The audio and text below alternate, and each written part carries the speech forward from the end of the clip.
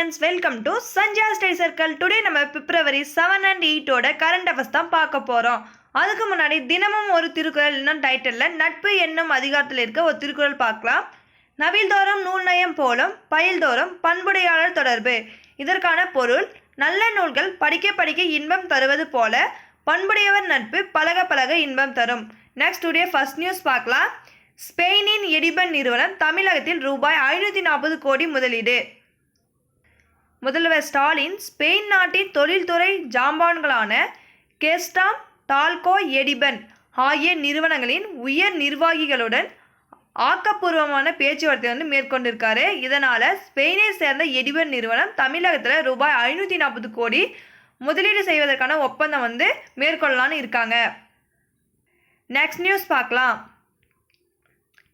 இம்மாதத்துடன் ஓய்வு பெறுகிறார் மாநில தேர்தல் ஆணையர் வே. பழனிக்குமார். ஓய்வு பெற்ற IAS அதிகாரி வே. பழனிக்குமார் கடந்த 2021ஆம் ஆண்டு நியமனம் செய்யப்பட்டார். ஸ்டேட் எலெக்ஷன் பற்றி சம் இன்ஃபர்மேஷன் பார்க்கலாம். 73rd and 74th Constitutional Amendment Act 1992 படி February 1, 1994 ஸ்டேட் எலெக்ஷன் கமிஷனை ஃபார்ம் பண்ணாங்க. இது ஒரு கான்ஸ்டியூஷனல் பாடி. இதோட article 243K. State election commission தான் election for municipalities, municipal corporation, panchayat raj election இதெல்லாம் ஸ்டேட் எலெக்ஷன் கமிஷன் தான் நடத்தும். ஸ்டேட் எலெக்ஷன் கமிஷனரை அப்பாயின்மெண்ட் பண்ணுறவங்க கவர்னர், ரிமூவல் பண்ணுறவங்க பிரசிடென்ட். இவங்களுக்கான டேர்ம் 2 years. இவங்க ரீஅப்பாயின்மெண்ட் பண்ண எலிஜிபிள். பிரசன்ட் ஸ்டேட் நம்ம ஸ்டேட்டோட எலெக்ஷன் கமிஷனர் யாருன்னா V. Palanikumar. Next election commission of India பற்றி பார்க்கலாம். January 25, 1950 election commission of India form பண்ணாங்க. இதோட ஹெட் குவார்ட்டர் டெல்லியில் இருக்குது. இது ஒரு கான்ஸ்டியூஷனல் பாடி. இதற்கான ஆர்டிகல் 324. இதோட structure 1+2, 3 members. 1 chief election commissioner, 2 assistant election commissioners. Present chief election commissioner யாருன்னா ராஜீவ் குமார். அந்த அசிஸ்டன்ட் 2 பேர் யாருன்னா அனுப் சந்திர பாண்டே, அருண் கோயல். இவங்களோட டேர்ம் 6 year or 65 years. இவங்களை அப்பாயின்மெண்ட் பண்ணுறதோ ரிமூவல் பண்ணுறதோ பிரசிடென்ட் தான். Election commission of India Lok Sabha, Rajya Sabha, MP, MLA election நடத்தும். ஃபர்ஸ்ட் சீஃப் எலெக்ஷன் கமிஷனர் யாருன்னா Sukumar Sen. First woman chief election commissioner VS Ramadevi. Present election commissioner 25th election commissioner Rajiv Kumar. Next news பார்க்கலாம். புதிய தேர்தல் ஆணையரை தேர்வு செய்ய இன்று கூடுகிறது பிரதமர் தலைமையிலான குழு. இந்த ரெக்கமெண்டேஷன் கமிட்டியில் யாரெல்லாம் இருப்பாங்கன்னா PM, leader of opposition in Lok Sabha, union cabinet minister to be nominated by PM. Before நியூஸில் சொன்னோம்ல, 2 assistant election commissioner Anup Chandra Pandey, Arun Goyal ஆகியோரில் அனுப் சந்திர பாண்டே வரும் 14ஆம் தேதி ஓய்வு பெறலான்னு இருக்காங்க. அதனால் புதிய தேர்தல் ஆணையரை நியமிக்க பிரதமர் தலைமையிலான குழு ஏற்பாடு செய்யப்பட்டிருக்கு. நெக்ஸ்ட் நியூஸ் பார்க்கலாம். மக்களவை தேர்தல் தமிழக அதிகாரிகளுடன் தேர்தல் ஆணையம் ஆலோசனை. தமிழ்நாட்டில் மக்களவை தேர்தல் ஏற்பாடுகள் தொடர்பாக வருமான வரி, சுங்கம், அமலாக்க பிரிவு உள்ளிட்ட முக்கிய துறைகளை சேர்ந்த அதிகாரிகளுடன் இந்திய தேர்தல் ஆணைய அதிகாரிகள் ஆலோசனை நடத்தியிருக்காங்க. இந்திய தேர்தல் ஆணையத்தின் துணை ஆணையர் அஜய் பாது, தேர்தல் ஆணையத்தின் முதன்மை செயலாளர் மலை மல்லி ஆகியோர் தலைமையிலும் தமிழக தேர்தல் அதிகாரி சத்யபிரதா சாகு முன்னிலையிலும் சென்னை தமிழக செயலகத்தில் செவ்வாய்க்கிழமை ஆலோசனை நடைபெற்றது அப்படின்னு சொல்லியிருக்காங்க. நெக்ஸ்ட் நியூஸ் பார்க்கலாம். SC/ST பிரிவில் உள்ஒதுக்கீடு செய்ய மாநில அரசுக்கு அதிகாரம் உள்ளதா?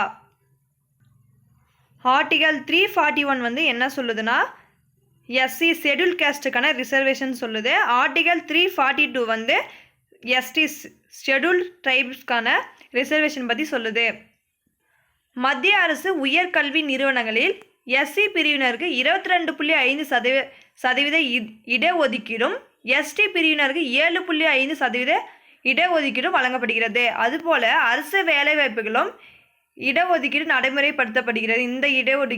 இந்த இடஒதுக்கீடு நடைமுறைப்படுத்தப்படுகிறது.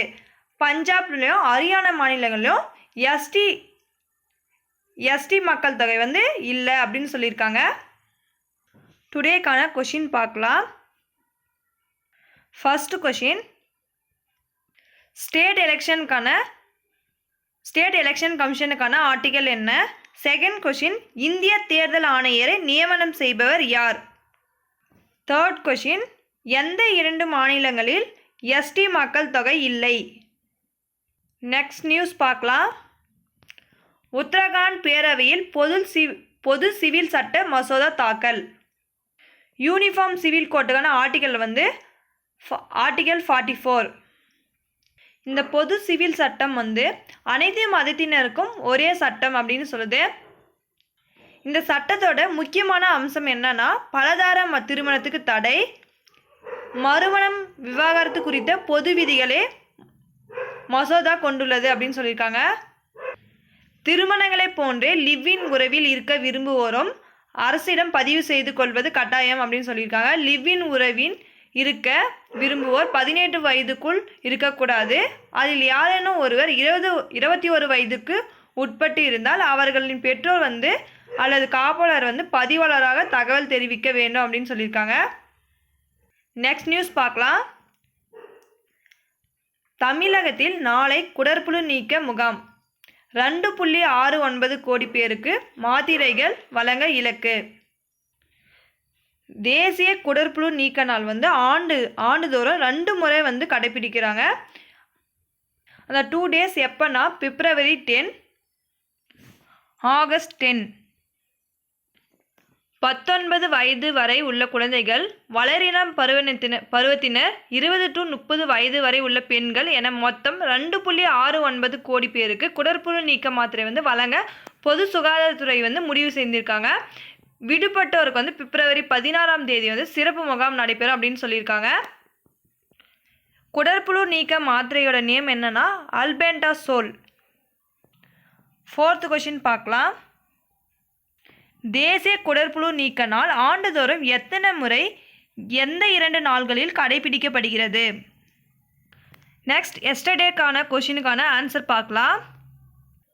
ஃபர்ஸ்ட் கொஷின், 250 ஜிகாவாட் சூரிய மின்சக்தி உற்பத்தி செய்ய எந்த ஆண்டு இந்தியா இலக்கு நிர்ணயிச்சிருக்கு அப்படின்னு சொல்லி கொஷின் கேட்டிருந்தோம். அதற்கான ஆன்சர் வந்து 2030. நெக்ஸ்ட் செகண்ட் கொஷின், கருப்பை வாய் புற்றுநோய் எந்த வைரஸ் மூலம் பரவுகிறது அப்படின்னு கொஷின் கேட்டிருந்தோம். இதற்கான answer human papilloma virus. Next third question, சட்டவிரோத தடுப்பு சட்டம் எப்போது கொண்டு வரப்பட்டது? ஆன்சர் 1956. நெக்ஸ்ட் ஃபோர்த் கொஷின், சுவாமி விவேகானந்தரின் விஜய விழா எங்கு கொண்டாடப்பட்டது? Answer Kumbakonam. Thank you friends.